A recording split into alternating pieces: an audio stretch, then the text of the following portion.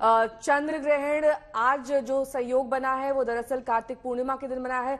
स्वामी अवधेशपुरी जी भी हमारे साथ लगातार जुड़े हुए हैं। स्वामी जी, ये बताएं हमारे दर्शकों को कि आज के दिन स्नान और ध्यान का क्या महत्व है।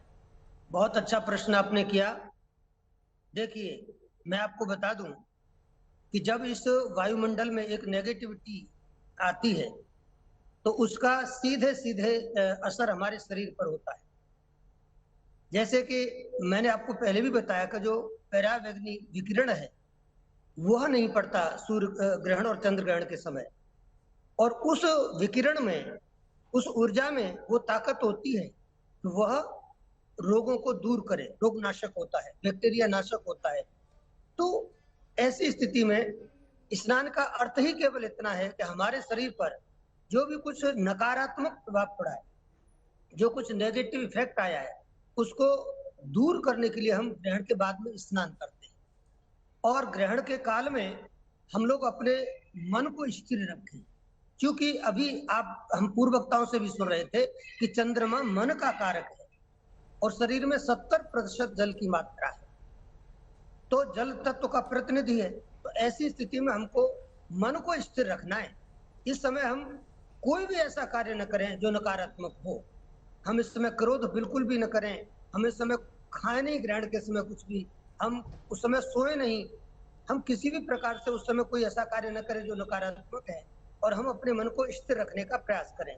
मैं एक छोटी सी चीज आपको बता दूं जो बहुत बड़े मायने रखती है कि इस धरती पर नेगेटिविटी को पॉजिटिविटी में कन्वर्ट करने के लिए या तो ये समस्त प्रकार की जो अशुभताएं हैं इनको शुभताओं में बदलने के लिए भारतीय सनातन धर्म में एक बहुत ही मांगलिक शुभ प्रतीक हमारे पास है, उसका नाम है स्वास्तिक।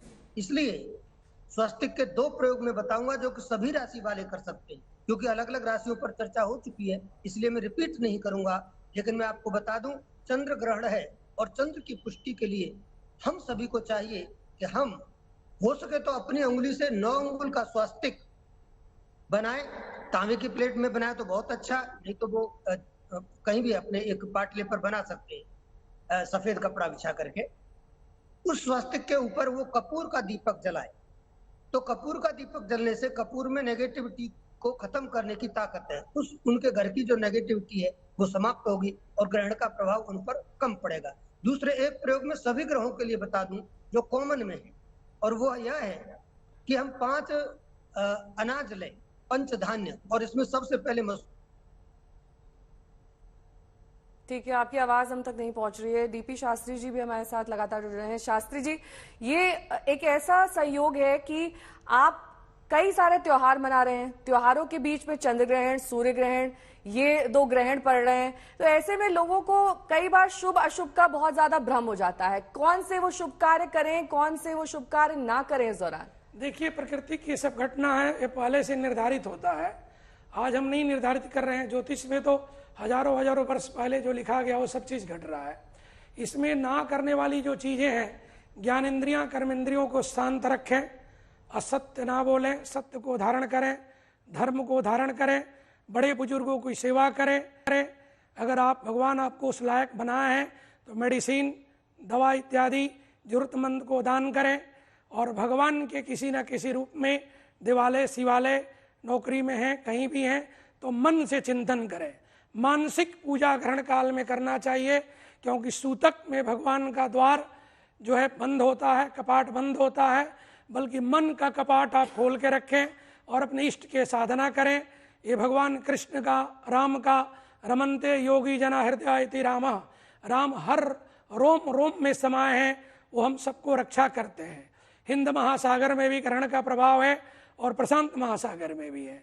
बल्कि हिंद महासागर में जो जम्बू द्वीप है, ये तीर्थों की नगरी, और इस स्थान पे भगवान की भक्ति का बहुत सारा हम लोग उपाय करते हैं और हमको डीएनए में सब मिला हुआ है। तो आप कुछ करें जरूर, शांत होकर के मन को, अपने कोई विकार मन में नहीं आने दें। पति पत्नी के बीच में मधुरता जरूर बना कर रखें, एक दूसरे के साथ गलत वाणी ना उपयोग करें, बच्चों के साथ शालीनता, मानवता कुटुंब से बना के रखें। यही ग्रहण काल में अपने आप को बचाना चाहिए, क्योंकि जब सूतक लग जाता है तो सब द्वार बंद हो जाता है, भगवान का द्वार मन से खुल जाता है। जो मन आपका है वो आपका बहुत बड़ा मित्र है, उसी के साथ हमारा जीवन चलता है। क्योंकि चंद्रमा हमारे जीवन में, किसी पुराण को उठा के देखें, स्कंद पुराण हो चाहे चंद्र सूक्त हो, उसमें प्राण वायु के रूप में कार्य करने के लिए दिया गया है। क्योंकि बिना जल का हमारा प्राण नहीं रह सकता है। हाँ, इस समय में आयात निर्यात 15 दिन ठीक नहीं रहेगा। जिनका विदेश से व्यापार है वो सावधान रहे, क्योंकि समुद्रिक कहीं ना कहीं कष्ट दिखा रहा है। ये नक्षत्र जो है व्यतिपात है, व्यतिपात योग है, व्यतिपात योग है ऋणी नक्षत्र में, जो कहीं ना कहीं विदेश इत्यादि से दुर्भिक्ष योग बना देता है। तो आपका फाइनेंस, आपका जीवन जितना आप सावधानी से रखेंगे उतने आपके जीवन में सुखदायी बनेगा। मित्रों से यहाँ संबंध कहीं ना कहीं मधुरता आपको जीवन में रखना होगा। एक चीज और भी बता दें, जो हमारा मंगलवार दिन है भूमि का कारक है, और भूमि जो हमारे जीवन में है हमारा सबका एक रक्षक है। भूमि का पुत्र मंगल है, और मंगल और भूमि का संबंध है। भूमि में हम गणपति के पूजन करते हैं। पंच तत्व में भगवान गणपति जमीन के, पृथ्वी के अंश में पूजे गए हैं। मिट्टी के गणपति हो, हमारी प्राय जितनी मूर्तियां हैं सब मिट्टी के ही ज्यादा बनती है, फिर पाषाण का बनता है। तो पंच तत्व का इसमें पूजन करें, जिसमें आकाश तत्व है, वायु तत्व है, जल तत्व है, पृथ्वी तत्व है।